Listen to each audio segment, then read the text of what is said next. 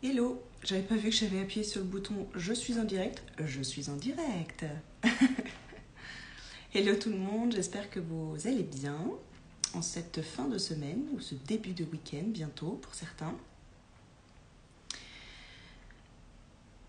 J'espère que vous avez prévu un bon week-end, que vous êtes prévu des sorties. Nous, normalement, on va se faire une sortie en paddle. J'ai trop hâte. Ça va être chouette. Aujourd'hui, je voulais vous proposer un petit exercice à faire ce week-end si ça vous tente. J'étais en mode nostalgie aujourd'hui à regarder les vidéos de notre annonce l'année dernière à chacun de nos proches parce qu'on l'a fait en plusieurs étapes. On l'a annoncé en plusieurs étapes. On a annoncé notre départ dans le sud. Et c'était trop chouette de se reconnecter à ça. Et on se dit, punaise, c'était il y a un an, quoi. C'était il y a juste un an.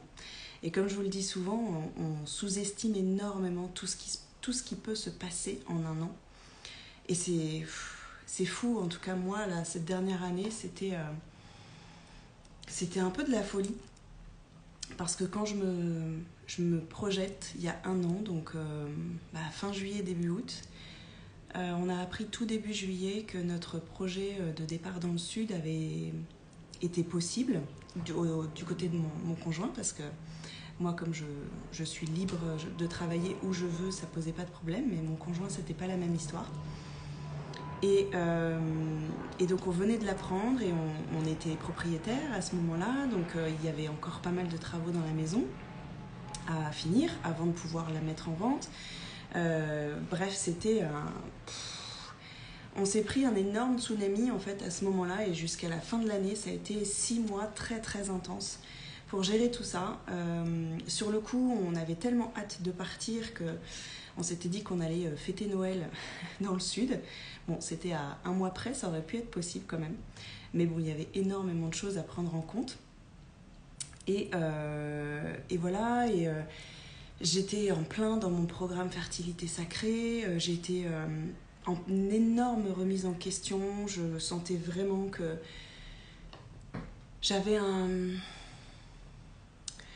à la fin de ce que je pouvais proposer, en tout cas sur l'accompagnement de la fertilité. Moi, c'était plus thérapeutique pour moi, ça me pesait beaucoup. Le mois d'août a été très très challengeant pour moi aussi, même au niveau personnel, parce que j'ai même remis en question notre désir d'enfant. Ces 6 derniers mois ont été vraiment vraiment vraiment très intenses. J'étais beaucoup dans l'émotionnel, j'étais dans l'excitation de préparer cette nouvelle vie. La joie de me dire que ça allait être enfin un projet qu'on allait pouvoir aboutir, un gros projet de vie avec mon chéri qu'on allait pouvoir aboutir. Alors on avait déjà abouti l'achat de la maison qui était très chouette, mais voilà, ce projet bébé sur lequel on n'avait pas la main, et ça nous pesait forcément. Et là, en fait, on s'est dit que voilà, c'était ce projet-là qu'on pourrait aboutir. Donc, bref, j'étais dans cette excitation, dans cette impatience, dans cette hâte. Il fallait penser à tout. C'est beaucoup, beaucoup, beaucoup de choses, hein, comme n'importe quel déménagement. Mais là, un déménagement avec la vente d'une maison, avec la recherche d'un logement à 900 bornes. Et puis ouais, tout le changement de vie que ça impliquait.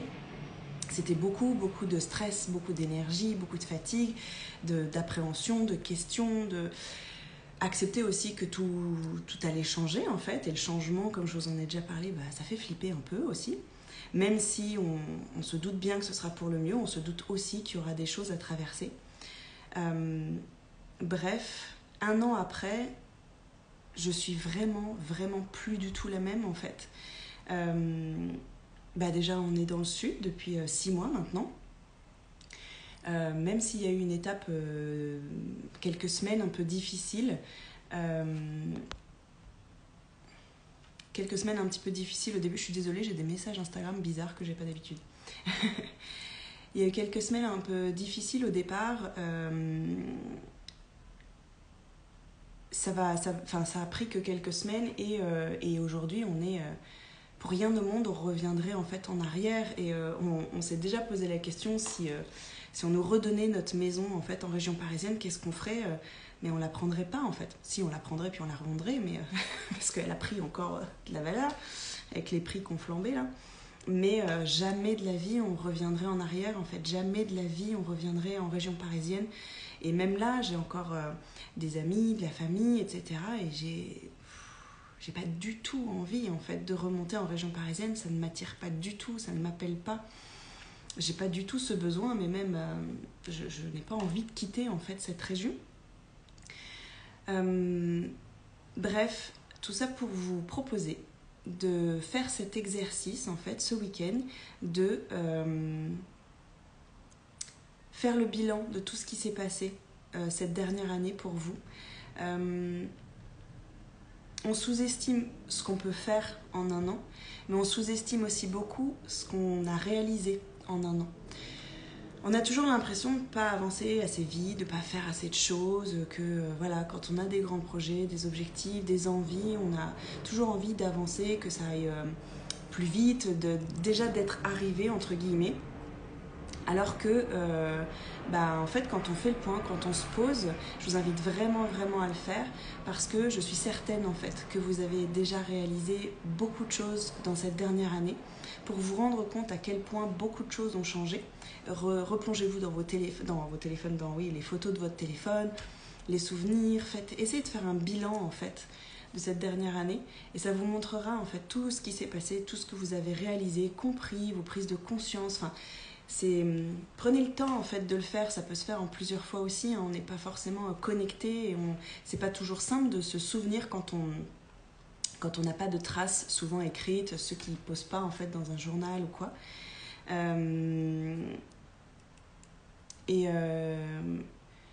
Faites cet exercice parce que ça vous montrera que si vous n'aviez pas d'intention spécifique en fait cette dernière année, vous vous rendrez compte que vous avez réalisé énormément de choses et qu'avec une intention vraiment et un objectif, un grand objectif, vous rendrez compte que vous pouvez réaliser encore plus de choses en fait. Et c'est vraiment ça qui m'anime aujourd'hui, c'est de vous aider à vous rendre compte et à déverrouiller tout ce qui pourrait bloquer vos croyances, tout ce qui fait que vous n'êtes pas convaincu à 100%. Que vous pouvez changer de vie en un an. Et d'ailleurs, on peut changer de vie même en moins de temps, puisque nous, ça s'est fait en 6 mois, ce déménagement. Alors oui, c'est intense, hein, oui, c'est fatigant. Hello mais voilà, je vous invite vraiment à faire cet exercice parce que ça vous connectera vraiment à tout ce que vous êtes en mesure de réaliser. Et oui, je disais, je suis pas connectée aujourd'hui. Que moi j'aime vraiment beaucoup et je suis en train de travailler sur un programme là, à vous proposer pour vous accompagner sur un an, à vraiment faire péter toutes les barrières en fait et vous montrer que à la fin de cette année d'accompagnement, à la fin de cette année de programme, vous serez complètement différente en fait, complètement différente et vous aurez compris tellement de choses sur votre vie, tellement de choses sur la vie et vous aurez réalisé en fait vos objectifs et c'est possible en fait, on peut les réaliser beaucoup plus vite qu'on ne le pense et comme je dis souvent, l'idée n'est pas de trouver le comment, ça je vous le donnerai pas parce qu'il y en a pas ou en tout cas il est spécifique à chacun et à chacune. Moi en fait cette dernière année avec ce déménagement dans le sud, jamais de la vie j'aurais pu imaginer comment ça allait se passer. Jamais, hein, on ne se serait jamais autorisé à imaginer qu'on aurait eu autant d'aide, autant d'accompagnement et que ça se serait fait de manière aussi fluide, aussi facile, aussi rapide. Donc lâcher, c'est vraiment ça aussi que je vais vous amener à faire, c'est vraiment de lâcher le comment.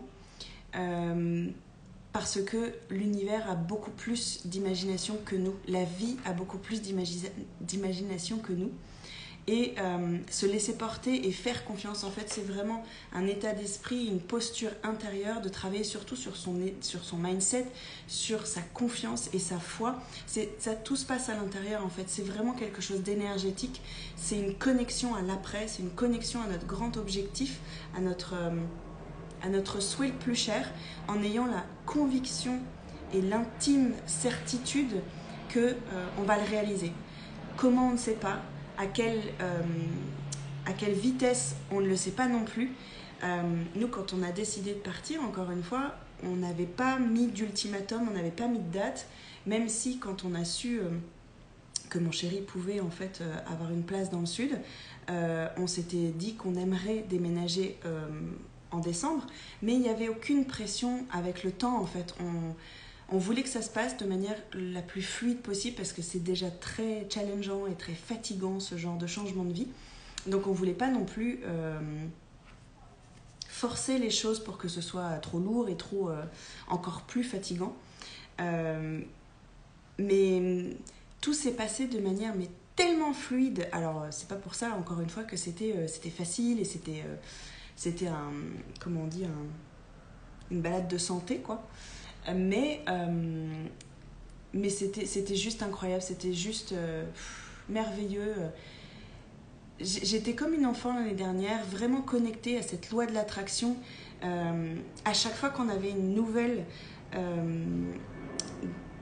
pour ce changement de vie, les accompagnements qu'on a eus, les aides, les nouvelles pour la maison, pour la vente de la maison, pour les travaux, pour tout en fait, tout s'est fait de manière dingue en fait, vraiment dingue. Et c'était génial aussi de se reconnecter à tout ça.